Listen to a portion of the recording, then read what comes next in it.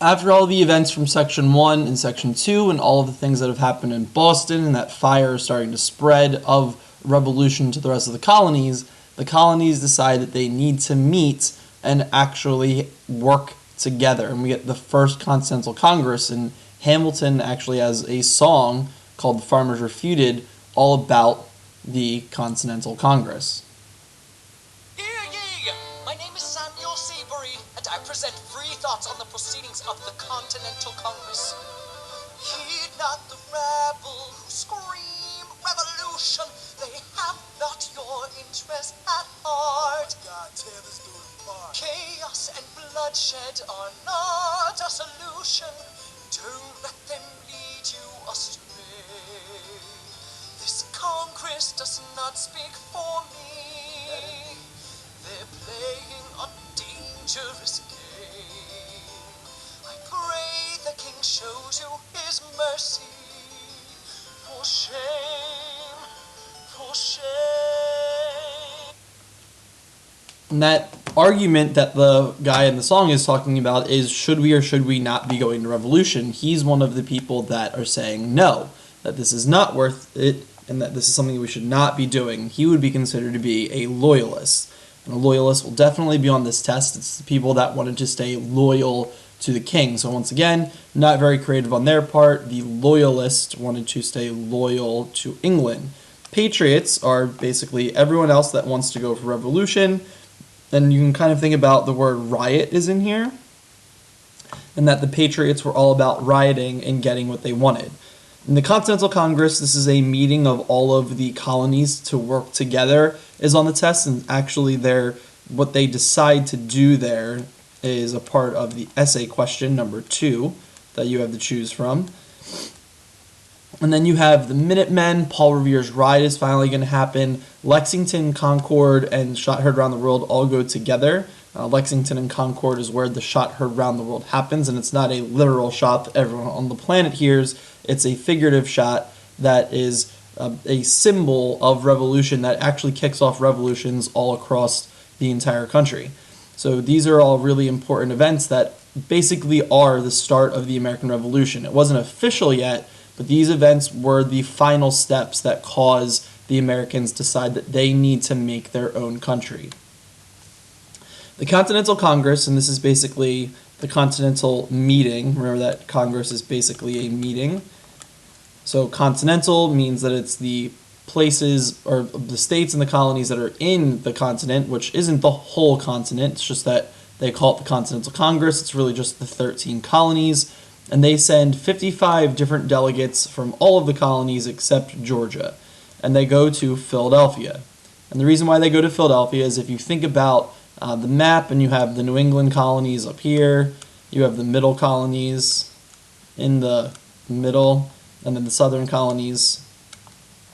The middle colonies are literally in the middle, and Philadelphia sits right smack in the middle of those middle colonies, so it's easier for people to get to that spot.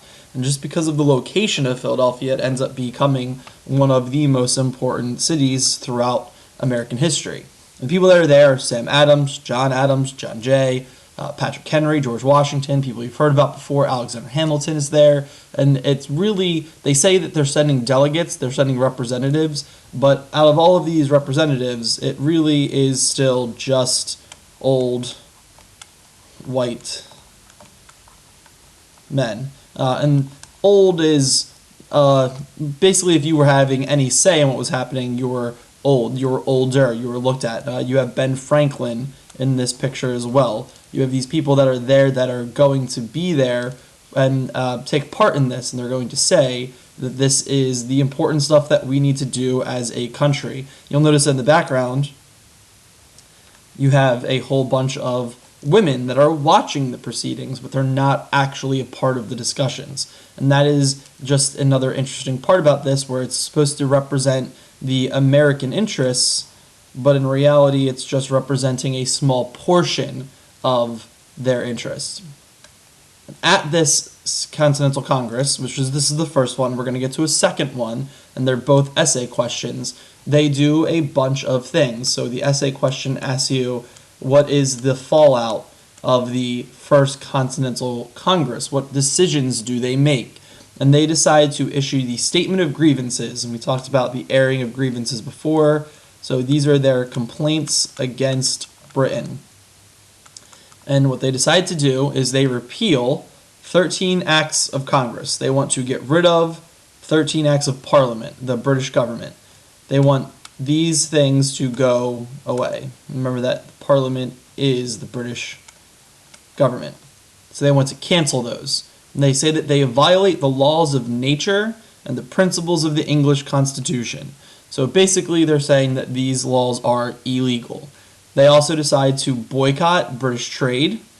So basically they're not going to trade or with to get products from, or they're not going to trade to sell their own products to any of the British people. They're going to boycott all British goods entirely. And then they're not even going to sell their own goods to the British as well. And then they endorse things called the Suffolk Resolves. And these are basically where they tell you to get a gun. So they call it on the colonists to arm themselves against the British. They need to form militias, which are those regular everyday citizens who are going out and fighting for their country, but they don't necessarily have any real military training. And that's something we'll talk about through Chapter 6, where you have regular guys who just grab guns and go and fight when need be. So this is arming just means guns, and this is basically where we get our Second Amendment from, where you're supposed to be able to take up arms. You're supposed to be able to arm yourself against your government in case they ever decide that they're going to try to take rights away from you. And this then leads to the first battles of the American Revolution. We have Lexington and Concord. And everyone expects the fighting to start in New England. And of course it is, because this is where Boston is. And Boston was the spot that we talked about. That was the spark, that this is where the fire started. This is where everyone is basically trying to force this revolution to happen. You have the Boston Massacre, you have the Boston Tea Party. This is the place where it's going to start. So they start training there. They start making weapons there. They start stockpiling rifles and guns there. They're preparing to fight there. And they even have the Minutemen. And Minutemen were just soldiers ready to fight at a minute's notice. That you would just be at your job and you would keep a gun nearby and someone would run by and say that we need to go fight, and you would drop exactly what you were doing and pick up your gun and go fight. You're ready to fight right away when need be. And it's 1 year before the official start of the revolution, so we got closer and closer. Now we're just 1 year away from 1776. The British decide to send troops to Boston, and they land thousands of them right around Boston, because that's where the fire is. They're trying to put the fire out before it gets started. And there's a guy named General Thomas Gage, and he's basically told to take away the colonists' weapons and arrest their military leaders, because this is what's going to stop the fire. They're trying to put out that fire before it spreads. If you take away their weapons, then they can't fight back, and if you arrest the leaders, then everyone else will just go back to doing what they're doing. This is the same thing we talked about with slave codes, where if you have a slave who is attempting to lead a rebellion, they decided to just get rid of that one slave, and then all of the other slaves go back to doing their work. So in this instance, they're going to take all of the militia leaders, all of these founding fathers, round them up, take them and put them away, and the colonists will just go back. You're going to take away their leadership, and then that way they can't fight. And Thomas Gage had learned there was arms being stored. There was guns and weapons and ammunition being stored at a place called Concord.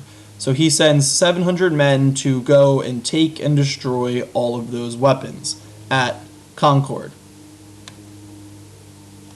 But this is where you get that famous Paul Revere's ride from.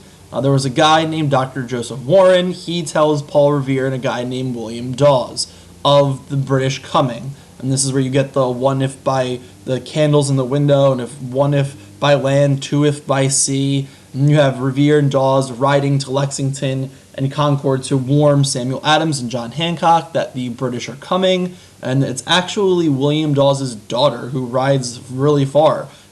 There's multiple people, and it wasn't that you would just have them ride together. You would have, we're all both going to start in one spot. You have them diverting and going on different paths, because what happens if one of them gets caught? Now no one's going to find anything out, and they actually have more than one person trying to get to their end point.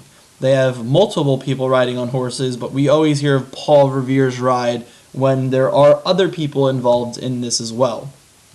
And by the next day, and this all happens within like 24 hours, the Redcoats are going to Lexington. They're basically at the spot that they were trying to warn people about. But luckily for them, Paul Revere and William Dawes and the other riders were able to get to Lexington. They were able to get word that the Redcoats were coming. And they only had 70 Minutemen led by a guy named Captain John Parker. And if you take this back a slide for a minute, remember that the Redcoats have 700 men. So now the colonists 70 men. And this is a difference between not only just sheer numbers, but in skill level. You have 700 professional soldiers going against 70 regular everyday guys who were basically woken up in the middle of the night and told to grab their guns. And at the end of this, it's just basically two sides standing in the middle of the field. They exchange bullets, 8 Minutemen die, and the British are able to keep marching to Concord to steal those weapons.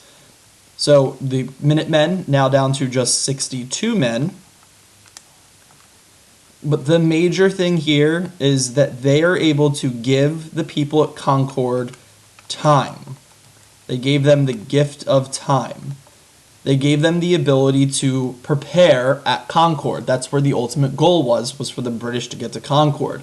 So that way when they get to Concord, the weapons can be moved. They're able to better prepare with more people. It's that they're basically just slowing them down. They didn't really ever expect to stop the 700 British soldiers, but they were willing to sacrifice themselves, those 70 men. They're literally 10% of the fighting force of the British were willing to put their lives on the line. And that's kind of the first time that we see that, what we'll look at through the entire American Revolution, is people that have the odds completely against them are willing to put their lives on the line to win this war. When the British do arrive in Concord, most of the supplies had been moved. They can't find any of the guns, they can't find the ammunition.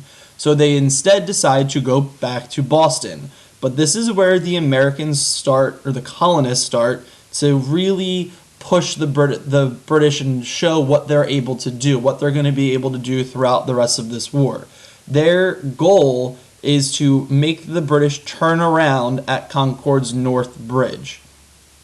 And theoretically, the war didn't even start yet, but the colonists used this victory at Concord's North Bridge to basically say, we have the ability to win this war. They're going to use this as propaganda to spread the message that everyday guys can beat a giant army that is professionally trained. And the way that they did this is they just had those regular guys, farmers, blacksmiths, clerks, they hid in trees all along the route back to Boston. And they were able to kill 73 and injure 174 more British soldiers while they marched back to Boston. And this is a big difference when we talked about the French and Indian War, how General Edward Braddock was wearing bright red and marching through the woods in straight lines, and George Washington told him that this is a bad idea, that you can't do that there's a different type of fighting here in the New World. And the British refused to evolve. They refused to adapt to their new environment. And this is the colonists using their own adapted skills against the British. They're able to run and hide and hit. They're able to use that guerrilla warfare style of running through the woods, wearing darker clothes that blends into the environment, and able to basically force the British to lose something that they're not used to losing, strictly because of the way that the environment is set up and that they refuse to adapt. And they say that these shots and these battles at Lexington Concord, and there's one specific shot where there's the British and the Americans standing across the field from each other and no one's firing on each other. And then one side, and it's debated on whose side fires it, is the shot heard round the world. That this is a symbolic shot that says we can revolt against you, that we can go and do this and beat you and be on our own, that we can be our own country. And after the American Revolution, there are a lot of other places that also revolt against higher governments, that there are a bunch of colonies that revolt against the British. And we're going to learn about a place called Santo Domingo and how Santo Domingo revolts against the British. And that actually helps us get a large chunk of the country in the Louisiana Purchase. We have the French people revolting against their own government. If you ever have seen or heard of any of the Les Mis stuff, that is all that time period where that is other countries that saw the 13 colonies fight back against the British. This almighty warlord power that basically controlled most of the planet. That is them saying, we can beat you no matter how strong you think you are. If we try hard enough, if we work hard enough, and that's that American ideal, that if we work hard enough, we can win and do whatever it is that we want to do. They show the rest of the world that that is possible, and it's something that they attempt to then revolt against their own overlords over the course of the planet. Throughout this time period, there's more battles going on. It's not just Lexington and Concord, it's not just Boston, but that is the area where things are starting to happen. There's a guy named Benedict Arnold, and this guy will become very important for us down the road. Benedict Arnold, and people use his name today as if he's a traitor because of the fact that he does become a traitor. He's on the American side. The war doesn't go so well at first, and he ends up trading and going back to the British side. And if you think about it, George Washington was a member of the British Army like 10 years before this in the French and Indian War. And you have all of these people who are basically British. They were British colonists who are turning against their country. So it really depends on your perspective on who is the real traitor here. Are all of the patriots that are willing to fight against the British, are they the traitors, or are they doing the right thing, and people that are going back to the British side, are they the traitors? And it really just depends on perspective. And the fact that the Americans win, they get to tell the story. Whoever wins gets to tell the story. And the winners here are the Americans, and they say that people like Benedict Arnold are the traitors. But for right now, he's actually on the colonist side. And he joins forces with a guy named Ethan Allen. And Ethan Allen is in charge of a group called the Green Mountain Boys. And Ethan Allen is now it's a furniture company, I believe. You can buy Ethan Allen stuff. But that's not exactly why he's really important. And when you look at the Green Mountain Boys, they wore green. And they operated in the mountains around Appalachian Mountains area in New England. That's another key to this whole battle strategy, is that they're wearing colors that blend in and the British are not. And the Green Mountain Boys and Ethan Allen are able to take a fort called Fort Ticonderoga. I'm assuming that's where the pencils come from. And then later, he is the traitor. Later, he trades West Point, which is now college, back to the British and joins their side. But this won't happen for another couple of years after this. So you don't really need to worry about him being a traitor yet. As they're winning these battles, they're able to use their propaganda machine to convince people to join. They're able to say, look, we won at Lexington and Concord. We won at Fort Ticonderoga. That we have the ability to beat the British, come join us. And in Boston, they're able to get 20,000 more people to join the militia. And that's a huge number, considering the fact that just a little bit earlier with Lexington and Concord, they only had 70 guys at Lexington, and now you're able to get 20,000 members. You're able to convince more and more people that this is actually doable, and that you have this key word that we've talked about before, and we're going to talk about over and over again, hope. That there is hope that you can win. And when you give people that hope that they can win and their lives will be better, they are more willing to help you out. And then we get to the Battle of Bunker Hill. And I do not believe in moral victories. I believe that if you lose, you lose. But if I was to say moral victories existed, the Battle of Bunker Hill would be a moral victory for the Americans. And this happens June 16th of 1775, almost a year to the day that they decide that they're going to actually become their own country. And it's 1,200 militiamen. So this is, once again, now a much higher number than they had before. Remember, they started off with 70, and now they're up to 1,200 militiamen.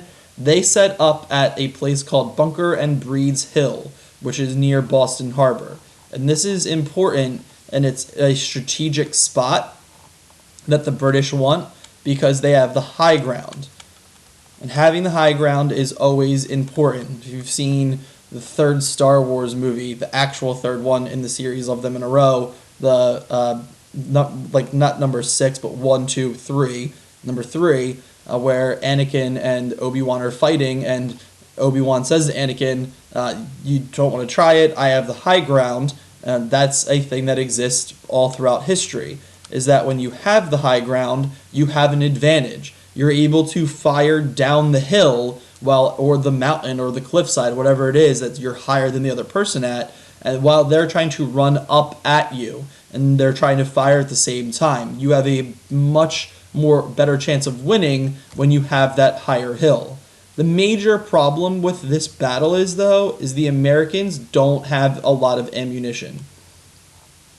They don't have a lot of supplies, and we're going to talk about the lack of supplies in chapter 6 about how hard it was for the Americans to win this war and where they're able to get a lot of those supplies from. Up to this point, they had relied on the British for a lot of their stuff, and right now they don't have the ability to get things from the British. They're basically just going to be on their own, and they don't have the infrastructure, they don't have the systems in place yet to make a lot of their own things, especially enough stuff to win a war.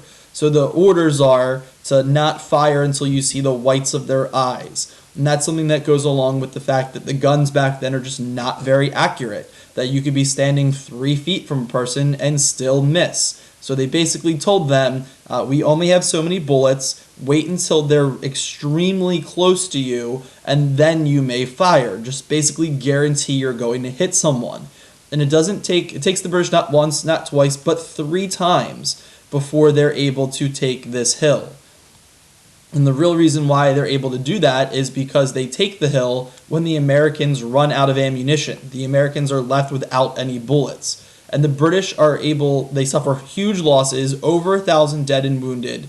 So even though the British win, this is basically a moral victory for the colonists, and they're able to use this once again as propaganda. That they lose, but they say, if we had enough weapons, if we had enough ammunition, if we had enough bullets, we would have won. The only reason why we lost was because we just ran out of bullets. And that's something that you can take back to the people. That is that hope that you can tell people, we can win this, we are going to be good enough, and we can actually become our own country if we pull together and try. And at the end of this, you end up getting those 2 different sides. You get loyalists and patriots. Loyalists were those that wanted to stay loyal to Britain. They did not think it was worth it to revolt and try to put your life on the line to start a new country. And then you have the rebels. You have the people that want to have a revolution, the patriots. These are the people that are going against Britain.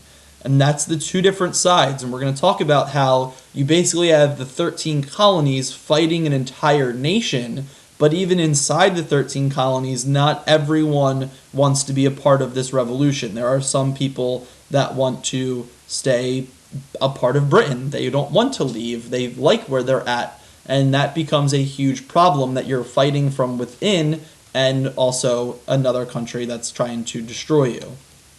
Which leads to the end of the Farmer's Refute song with Alexander Hamilton debating the major guy in the song about whether or not they should be fighting. Heed not the rebel at the sound of screams, but the revolution's coming. The have-nots are gonna win. Just it's hard to listen to you with a straight face. Chaos and bloodshed already haunt us. Our solution and even talk. And what about Boston? Look at the cost and all that we've lost, and you talk about Congress does not speak fight.